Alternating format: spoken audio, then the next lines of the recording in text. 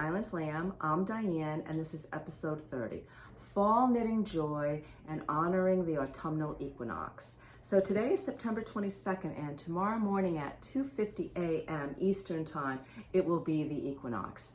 And so that's that, twice a year we have that, the vernal equinox and the autumnal equinox, where day and night are the exact same amount of time, pretty much.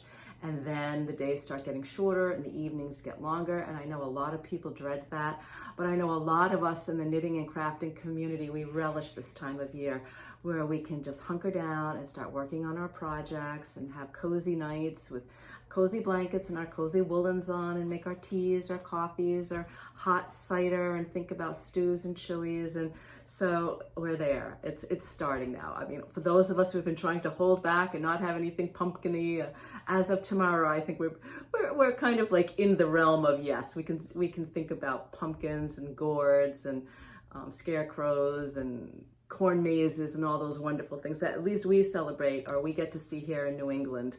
So this morning, my husband and I just had to get outside, and that's what I mean about honoring this time of year.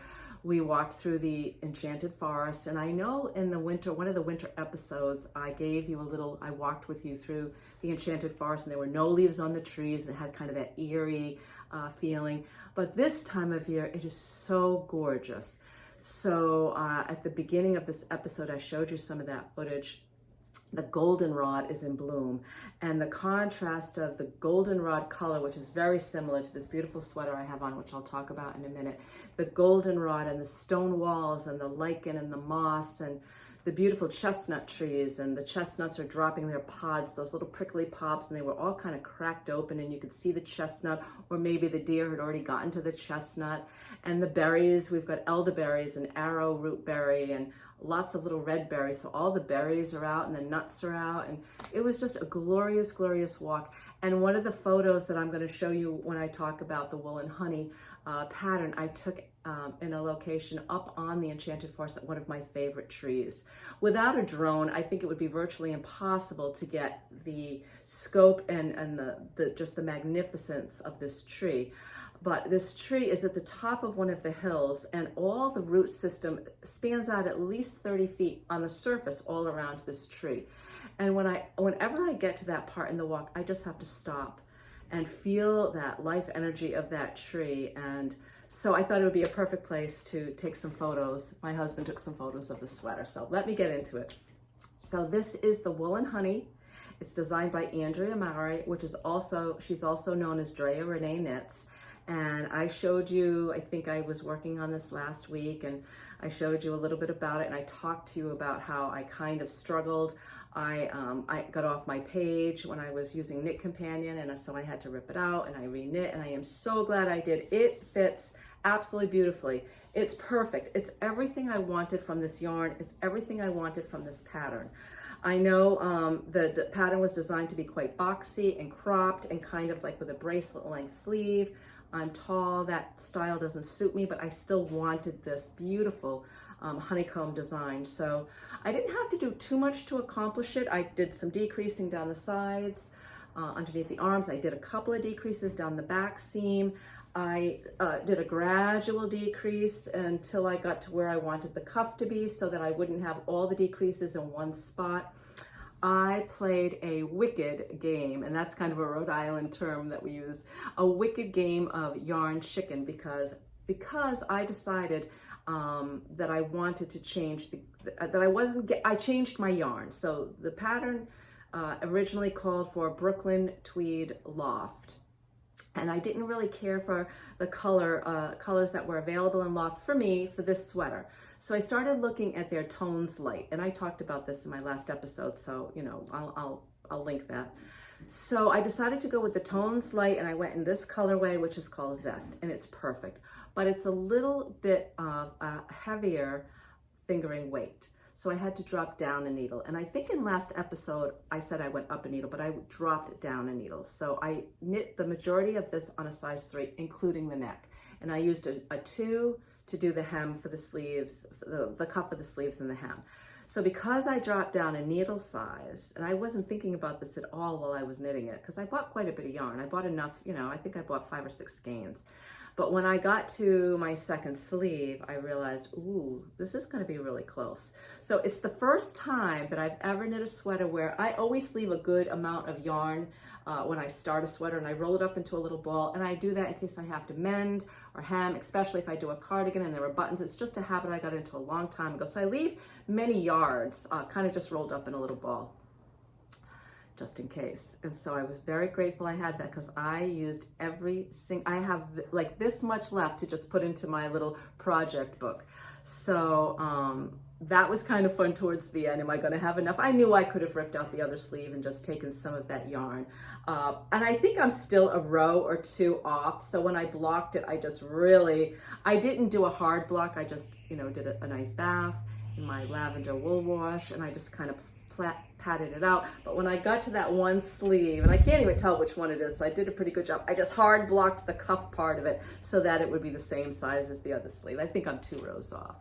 I highly recommend this. It was so much fun. This is top down, and I had seen that some folks thought that the neck was a little bit tight, so instead of using the smaller needle, I just used the same needle that I used for the body, which for me was a size 3. It's fun. There's these beautiful elongated stitches. I love it. I love this color. I love this yarn. And I'm thinking about this yarn. I'd like to do something else in it. It's a tonal. So you've got dark tones and light tones that are playing with each other in this yarn. So there's quite a few of you who have made this, and I've seen your Ravelry accounts. I've seen it in gorgeous pumpkin colors and spice and cardamom. So it's a very fun knit. Okay, so let's see, did I tell you everything I wanted to about that? Yes, I did. So now I also, I showed you this several episodes ago, and it's finally been blocked and finished. This is the Elmhurst pattern, and it's by Berocco. And Berocco put out this cute little book, and I'll reference the episode where I went into this whole sweater.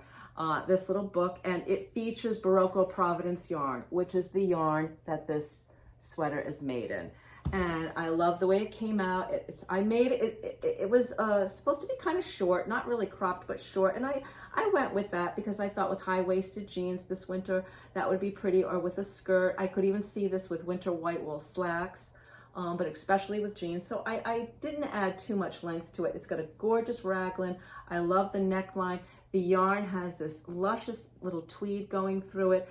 So again, I will reference the episode where I really did go into this beautiful neckline. I love the neckline. I did do the bracelet sleeve on this. I thought like a big stack of silver with lapis, maybe bracelets, and like I said, with winter white wool slacks. I think this will be gorgeous. And I feel like I could be wearing this pretty soon. It actually has a little pop of mustard every once in a while, a little pop of red. There's a little turquoise, a little lavender even. So I'm very pleased I bought this yarn. I bought this yarn on sale at Webb's, really not knowing too much about it. I had seen it in a yarn shop many years ago and didn't buy it, and so I'm glad that I did. Okay, so what am I working on? Well, I mentioned in last episode that Bobby of the Knitter's Niche was working on this too, and when I saw her finished product, I decided, yes, I do want to give that a shot. And this is the Autumn League, and this pattern is by Two of Wands. And the concept is sort of like a sweatshirt. And I'm definitely getting that sweatshirt vibe. It's got this little X on the front, and you can see one leg is a little longer, and I think that's like a kind of a nice little detail. Now I did notice in Ravelry some people think it should have been symmetric. Is there a mistake in the pattern? There's not a mistake in the pattern. You could certainly very easily make it symmetric if you want, but I liked that little off-centered stitch. And it's a top down, and you don't put the rib for the neck on yet. So you're gonna work the actual collar underneath the neck, not the collar. You're gonna work that flat. And you're working that flat for a couple of reasons. You're gonna be doing this in raglan. So we've got these beautiful, beautiful raglan stitches. And you're working that little X. And so and the neck, the front is lower than the back, and so there are German short rows. So to accomplish all of that, the pattern is worked back and forth until you get to a point where then you do put it in the round. And then you're still working the raglan in the round, And when you get to a point where you divide for the sleeves, you're working in the round. Now the pattern called for a purl stitch to go down each side of the body, probably for structure. I didn't do it. I thought about doing it, but I just didn't do it. I just really wanted the sweatshirt look. And the same thing for underneath the sleeve. You could be putting a purl sleeve underneath the sleeve, but I didn't do that either. So I'm doing my decreases right now. I love this yarn. So this is the yarn that was recommended for this pattern, and I'm gonna put my glasses on now. It's Lion brand, it's LB, it's the LB Cotton Jeans collection, and there are several colorways, several colorways, and I chose the faded. Is that what it's called? Worn. It's number 108, worn. And it looks like worn jeans. It's got like a little, you see a little white every once in a while mixed in with that fabric. It's 100% cotton. It is very, very soft. You don't get that harsh cotton feeling that we sometimes can get with cotton. It's got a nice big rib. It called for the tubular cast off method. It was just too many stitches, and I thought it was a little too loose. I had a really nice gauge, and so I just did a bind off in pattern.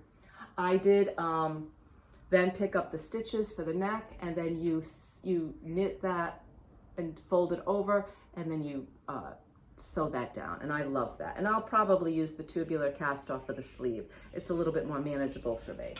So I think this is a wonderful, this time of year pattern. I can see myself wearing this, even with a turtleneck underneath it or a white cotton blouse. I think I could wear this all winter, but especially late summer into fall and then spring.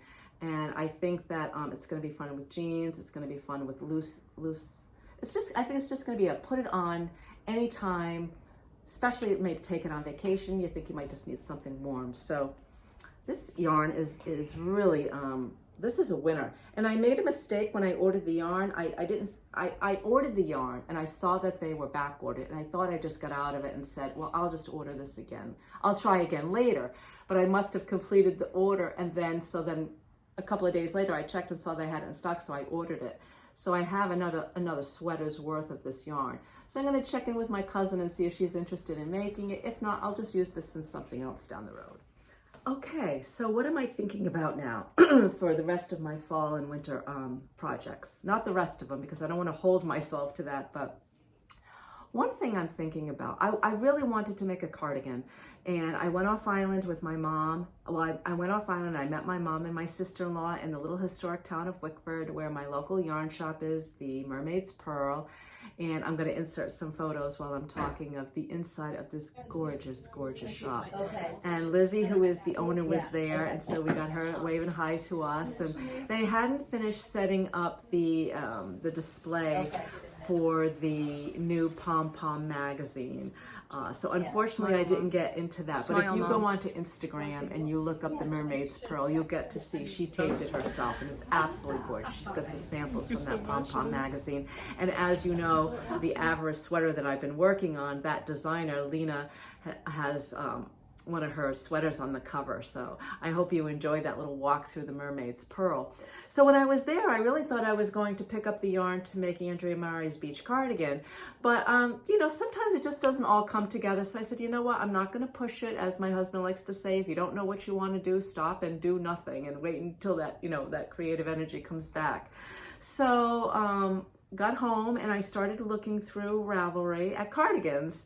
And then I got off of cardigans and I was just looking at, okay, what else is out there? And I came across the sweater that I am absolutely excited about making because it has three of my favorite things in common.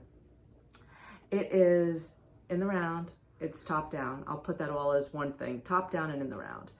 And it has color work and it has cables and texture. I mean, to me, that is the sweet spot. And it's called the Fossveien sweater. Fossveien.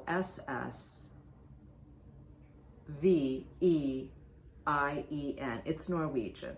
And I'm inserting some photos as I talk about this. It's by Inga Semmingsen. And it has everything. I'm just going to read you this little paragraph. The Fossveien sweater is knit top down in the round. It features colorwork, structure, and cables. You start by knitting the collar and a symmetric yoke before shaping the sweater by doing short rows in the back. Then you'll separate the body sleeves and you work separately in the round. And it's about structure, it's about color, it's about cables. It's glorious. Now the pattern says it's going to be cropped, so I'm going to make it longer. I'll just add another, section of the cables. I've ordered, okay, so the yarn, the recommended yarn is something that I cannot get easily. I did a little research. It's the Hillesvag Sol or Sol, Hillesvag Tinde, and Hillesvag Ask. So the main pattern is, or the body is Hillesvag Sol. So I did some research. It's a Norwegian wool. I didn't want to take a chance of ordering it and then, not getting it or having a problem getting the colors I wanted. So I went into substitutions. I looked at the gauge. I looked at the number of stitches per inch. And I saw that Cascade 220, one of my favorite yarns, has a sport weight, a non-superwash sport weight that has the exact same gauge. And I had like 53 colors to choose from. So I'm going to do this in a very soft dove gray as the main color, and a soft, misty, light seafoam green, and a rich, dark pine green. So I'm really looking forward to that. I will, as soon as the yarn comes and I get it cast on, I'll start to show you my progress. So that's what I have to look forward to. I'm working on my sister-in-law's fisherman knit sweater. I'm almost done with my second sleeve. And another cute thing that I think I might work on, just as a stash buster, is to make a couple of little pumpkins. I found this cute little, I don't know if it was a free pattern or not, but it's by Dawn Prickett, Twice Sheared Sheep.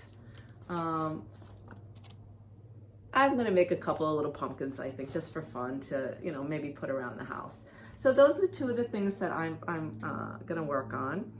And one thing that I did want to share with you, I just spent a good amount of time, maybe a good week or so, slowly, mindfully, joyfully going through all my needles, all my yarn, all my pattern books, all my loose patterns, all my knitting tools, and reorganized everything. And I know that is a journey. So I'm going to show you some photos while I talk. The first thing I did is I went through my needles, because I'm sure, like many of you, I had metal needles, plastic needles, Pony. Do you remember that brand, Pony needles? I had, I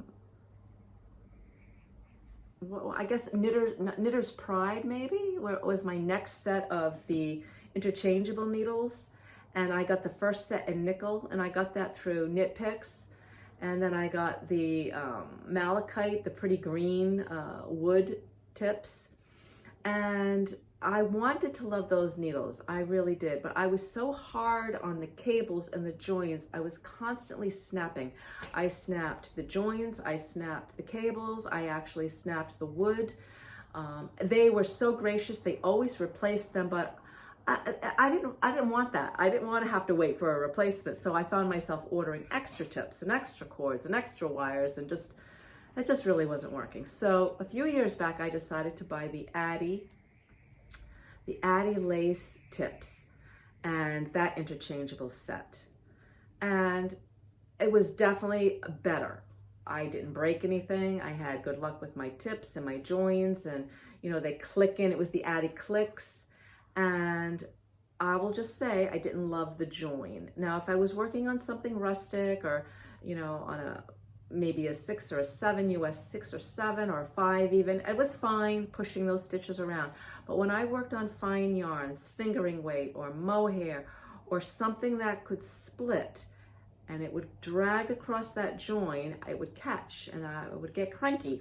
So then I started seeing and hearing more and more about the Chow Goose. So I think I bought my initial Chow Goose set maybe a little over a year ago. And I'm showing you some photos, I bought the initial set, the black set, with the pretty black case with the red.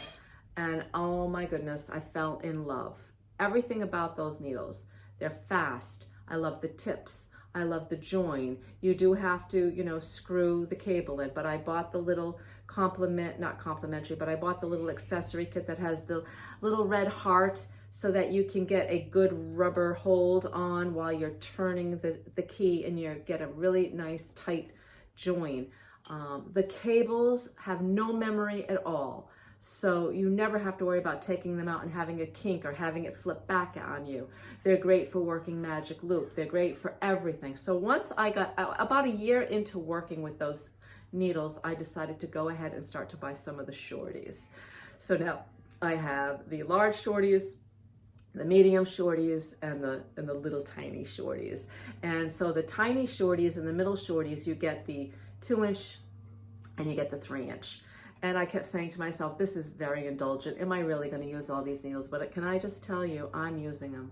I'm using them on my sleeves. I'm using them on my necks. I'm changing my cords back and forth. I've actually had to buy a couple more of the little, they're not a needle, they're not a stitch tip. They're not for the top of the needle, but they're for the cable. So if you need those tips for something else. When I made that Avarice sweater, you know, the white sweater, which I'm not going to show you today. I know I put that up in my Instagram and in my Facebook feed that I was blocking it. It's still drying, and it's also way too warm to wear it right now. And I think I'm just going to save that for a later episode. But I used, because you've got a lot of different needles going on, I used those tips. I used the stoppers. I love my ChiaoGoo needles. I think they are my absolute favorite. When I first started knitting socks, I knit it on wooden double pointed needles. Now I will say there's something very, I don't know, primitive in a nice way about that, especially if you're working wool and you've got the wool and you know that your ancestors made socks that way. And that's not to say that I would never do that again. But boy, to be able to knit socks either on magic loop with the ChiaoGoos, 2 at a time or 1 at a time, or to be able to use those small circumference needles and work a sock cuff and that, it's a treat. So it's worth it. It's worth the investment. I think that we have to, you know, take care of ourselves and take care of our wrists and our shoulders. And I think the ChiaoGoos do all of that for me, and they give me so much joy. Okay, so then the next thing after I got my needles all organized is I decided to work on my patterns and my pattern books. So I mentioned to you I have stacks and stacks and seasons and years of the Vogue. So I've got those all by season and all in their little binders, and they're all now in a nice cubby in my closet. And so I can just pull out, oh, spring, and then I can go spring, and then I can go by, you know, year. And then all my loose patterns, and most of them I do keep in a plastic sleeve in a binder, but I had some loose ones, because, you know, I had things I had worked on, I just put back in almost like in just a little cardboard box, and so they were all piling up. So I have 3 binders. I have sweaters, pullovers, and cardigans, and then I have another binder, which is accessories, shawls, hats, scarves, mitts, gloves, baby stuff. And then I have a third one, which is just other. And so that might be skirts, that might be my little bunny rabbits. I'm gonna put my little pumpkin pattern will go in there, my little Santas that I made last year, those Scandinavian Santas. So now I can just pull one of those binders out, go through that. I can pull my Vogues out and go through that. And with the use of Knit Companion and Ravelry, almost everything I do now is no longer in paper, and it's in those, it's in the libraries on those programs. So that's really wonderful. So I'm not accumulating more stuff, fortunately. Then the other thing I did was I went through all my yarn, and that is not an easy task, as you know. And over the years, I have tried many different ways of storing it. And I love when I see somebody's studio where they have those open cubby holes where you can see the yarn and you can see it by color. However, I live in New England. I live on an island. We have a lot of fog. We have a lot of dampness. I have to run my ceiling fans in the summer. If it gets too humid, I worry about mildew. I worry about moths and insects, and I just can't have, unless I'm working on it, I really can't have my yarn, especially if it's wool or animal fiber. I just can't have it out there and feel good about it. And if I go away in the winter, I'd be worrying about it. So I bought plastic tubs. I can see through them. I bought plastic tubs and I labeled them fingering, sport, DK, worsted, bulky, or Aran, and then super bulky. And yes, I would like to see them all by color. I tried one time doing it all by color, but that was just crazy. Yes, I want to work on something in green, but now I've got to dig through all the different weights. So I think it's easier for me to go to the weight and then within the weight, find the color or the combination that I'm looking for. So I'll let you know how that works out. But the great thing is it's fitting. It's fitting in. I used to have a TV in that wall unit. I was never watching it. I would find myself more often than not either listening to an audiobook or watching a podcast instead of watching TV. TV is something my husband and I will do down in our den. We'll watch a football game or a movie together. It isn't something I usually do in my studio. So that TV was taking up a big part of my wall unit. So that came out, the equipment, the DirecTV connector, and all of that came out. That made room for all my accessories, my needles, my tubs, my patterns. So I think it's going to be good. And the other thing I did is I took out the middle. I know this is kind of sad, but I have this gorgeous desk over here. I'm going to move my camera just a tad so you can see what I did. I had my husband take the middle drawer out because what was happening is I couldn't get underneath it. The drawer was so low, and unless I wanted to raise the desk up off the floor, I just couldn't use my desk. It was pretty. I have all kinds of stuff on it. As you can see, I've kind of got it all pushed to the side. I think I'm probably blinding you with that glare, so I'll move it back. So I had my husband saw the casing off so that I could take, and I know it kind of looks like a big black hole here, but I can get underneath my desk now and I can organize. I can write my notes for these podcasts. I can work at that desk if I'm trying to get something laid out. I could even block something up here now. So that was another big step for me. And so I think my studio is working really well now, and I'm looking forward to continuing to broadcast from here.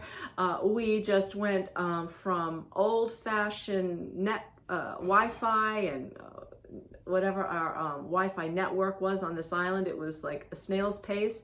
We just got broadband. Because we have that wind farm and we have the cable that runs to the island, we were able to get broadband. So I'm hoping that now I can upload these videos more expediently. It would take me 2 or 3 days just to get the videos up to into YouTube, and it was hard. So I'm really looking forward to all this new organization and this faster Wi-Fi. And how did I want to end with you? I just want to say that I just enjoy this so much. And to all of the new viewers and to all of the viewers who have been with me, it's been almost a year. I think September, the last weekend in September was my first podcast. So it's been joyful. I've met so many friends, and more I'm reaching out and saying, hey, do you want to connect? Do you want to maybe do a little FaceTime and have a little chat? And it's just been an amazing community for me. So thank you. Enjoy your autumnal equinox, and next time I see you, we'll maybe be walking through a pumpkin patch, and there's a great little pumpkin patch on the mainland where we usually get our pumpkins and our mums, and they have dahlia picking. So I'm hoping next time I see you, I'll have some footage from that. Thank you. Bye-bye.